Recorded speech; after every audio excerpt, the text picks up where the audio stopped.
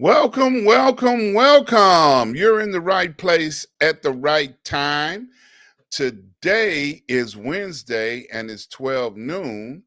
And I am your host, Dr. Ron, for the Noon Report. I'm so glad you guys decided to drop in and participate in what we got going on today. I tell you, I got a real good list of commentary to talk to you about.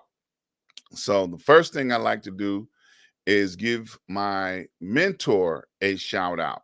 The first person that I always talk about each and every broadcast. My mentor, Dr. Hunt, and I have been traveling in life together for 30 plus years. And out of that 30 plus years, he has been a blessing to both me and my family. And I tell you, I cannot talk about him enough, more than enough, because he has been there in all sorts of situations throughout my life, just like I have been there for him and his family throughout his life. So I talk about a mentor because I want you guys to get one. Get somebody that you can count on, talk to, that can be a part of your life, that can help you in all sorts of situations and circumstances that you go through in life. So, mentors are invaluable. So, get one. And then I want you to get a show and give your mentor a shout out. So, now moving on, for the last couple of weeks, I've been making this a highlight of what I've been talking about is big government picking on little people. Okay. We have a friend in the entertainment industry called Sherry Culpepper, and she's been a friend to many in the entertainment industry. She's worked in radio, she's worked in movies, she's worked in television, and she has been a blessing to many people in the industry. So it's not like the industry will not take care of their own, but we've got big government, Eric Adams, New York City, and her administration, people in her staff, people in his administration, people in his staff that are picking on Sherry. And we need them to stop. We need them to help her keep her family building that has been in the family for 100 years. And somebody in Brooklyn, not Brooklyn, but in Harlem, wants to take her family building away from her. And we want her to keep her building in her family. She wants to keep it. It's a family legacy. It's her ancestors purchased that building and have been holding on to it in the family since. So if anybody is aware of how to get in touch with entertainers in New York to help rally around Sherry, let's do that. We need to rally around our own and let the administration know that this young lady deserves to be able to keep her building in her family. So please reach out to somebody in that city administration and tell them, hey, why don't y'all leave Sherry alone? Let's figure this out. Okay. All right. The next thing I want to talk about is Mayor Brandon Johnson. Mayor Brandon Johnson is the mayor of the city of Chicago. Now, he is taking a page out of New York City's playbook and beginning to establish what they call tent cities. Now, many of the citizens of the communities and where these tents are going are a little upset because they don't want the migrants or the immigrants or the people that have struggled to get to this country in their backyard. Well, these tents are going up anyway. And the aldermen of those areas have been holding shouting sessions, or they're upset about what's going on because they don't want the people. They just like, look, why do we have to be the community in which these people are housed in, or these tents are put up in? And the aldermen have come quickly to understand that they have no say so on what goes on, because whatever the governor, whatever the mayor, whatever the government officials have come together with as a form of relief, they have made agreements to pay the owners of that land, the vacant land, to be able to put these tents up so they can house 500 to 600 families in those tents. And that's what it's going to be. So people that are objecting and are upset about it, they don't have a say so. And you don't have to like it, but it's happening anyway because these people are here. I saw on social media a list of what people could do to not take them, and none of them made sense. Like, don't let them off the bus and send them back where they came from. What sense does that make? The Texas governor has weaponized people and the needs of these people by sending them to Democratic ruled cities. He has yet to send a busload of anybody to any Republican cities. So that's the reason why you see the weaponization, or the weaponization of is what I'm talking about, because it's real plain to see. Why won't you, if you wanted to share what these people are doing in this country, put them on a bus and send them everywhere, not just certain places?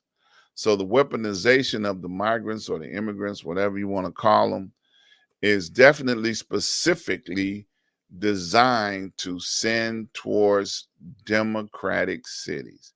People, wake up. Let's look at the real deal of what's going on with this situation. Now, my suggestion, which I mentioned this before, is that we have military bases that have been closed down throughout this country because the government says, hey, we can't afford to operate these military bases anymore, even though the military budget is too busy spending on buying parties and condoms for themselves, on voucher.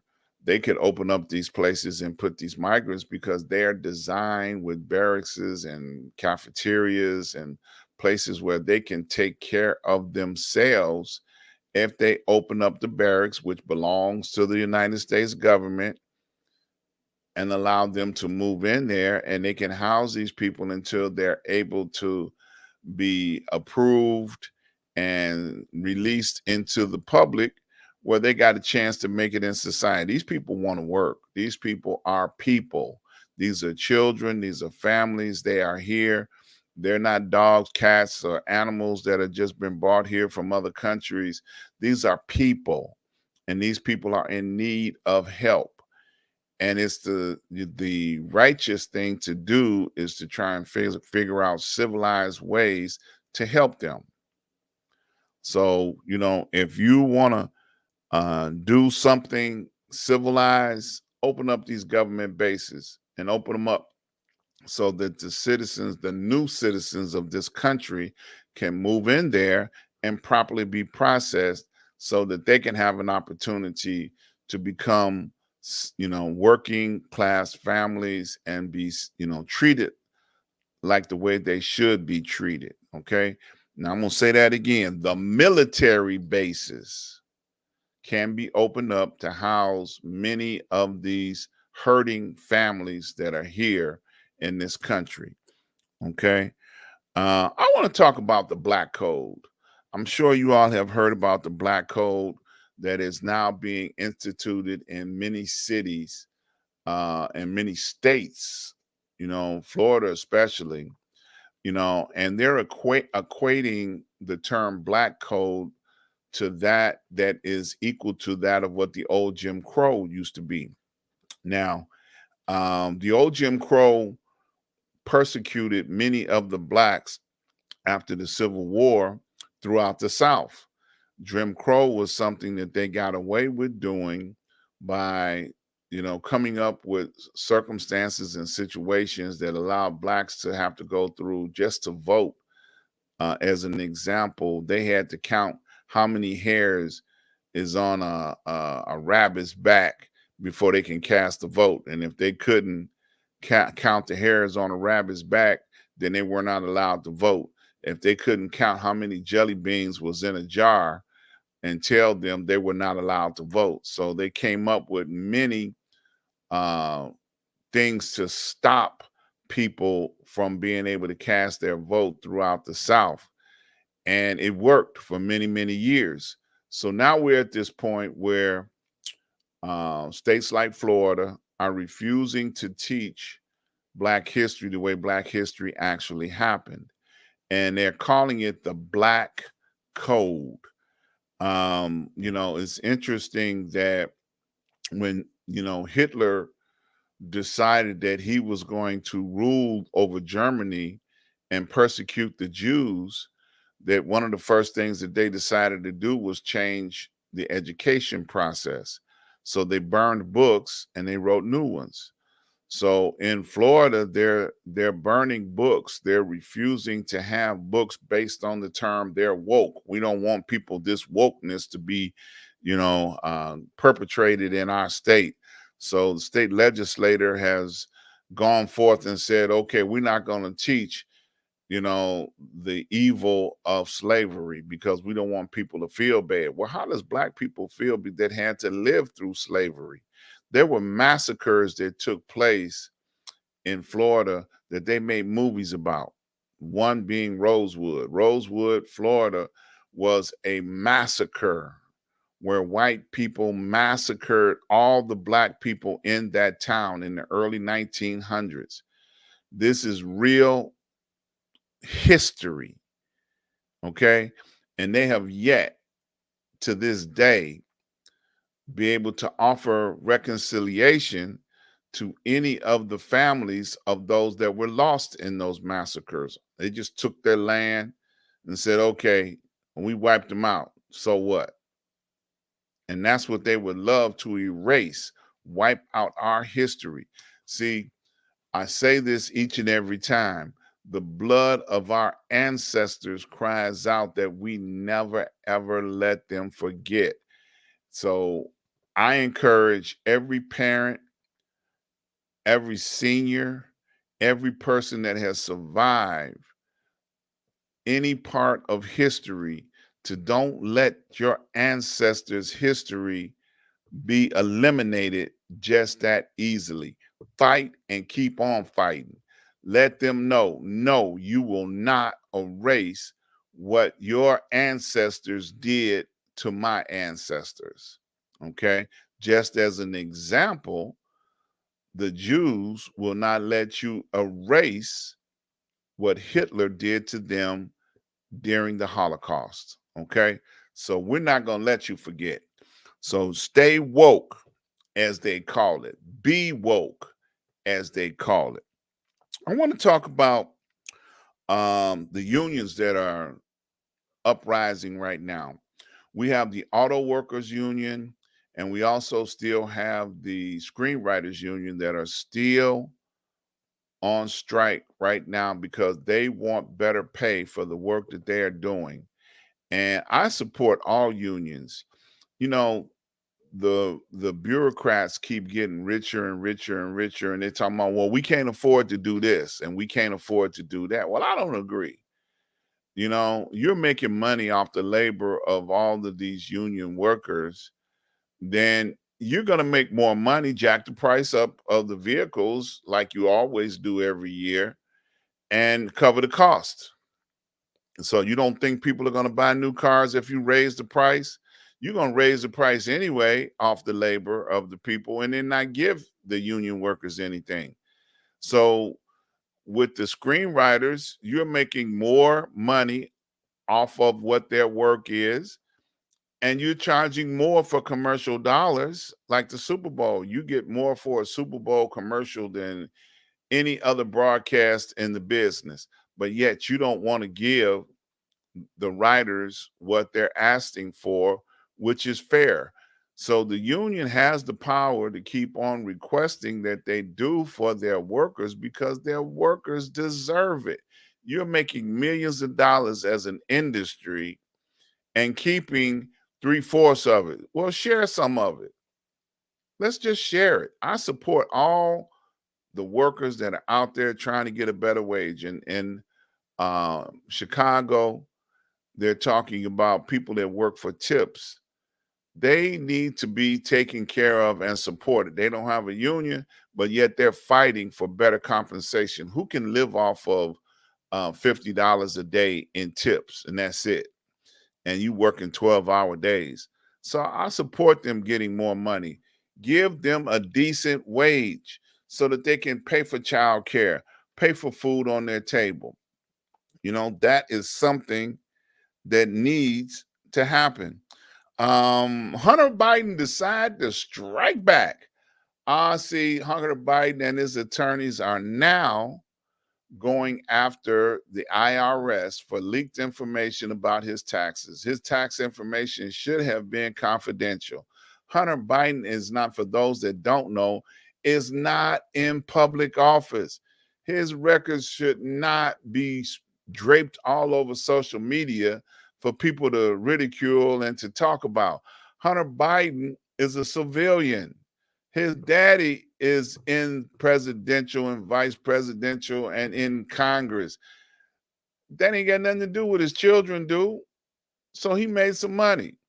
Jared made more money.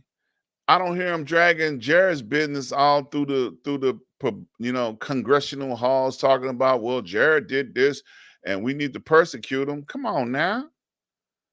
If you're gonna jump on one, you need to jump on all, because all the Trump's family made money. They made money while they was in. Trump made money. Trump properties made money while he was president. That's against the law. Let's talk about it. Let's see what we can do to persecute them all. Since you want to persecute one, let's persecute them all. Let's put them all on the carpet. All right. And last but not least, I find this a little funny. McCarthy speakership is in question. There have been enough talk in the halls of Congress and the House of Representatives to say that, okay, we got enough votes to get him kicked out as the speaker. They went a week and 15 to 16 votes to get him in, and it's only going to take one vote, one time, one call for vote to get him out, because he has buckled under to the mega crowd to do what their wish and command is, and not the will of the people. Mega is not the will of the people. And he needs to learn this the hard way and realize that, hey, I shoulda, woulda, coulda. He's sitting on the sideline looking crazy. I should have did this a little bit differently. He should have polled his people to find out who the majority of the folks that want the will of the people for real. Okay. Look, that's my story for the day.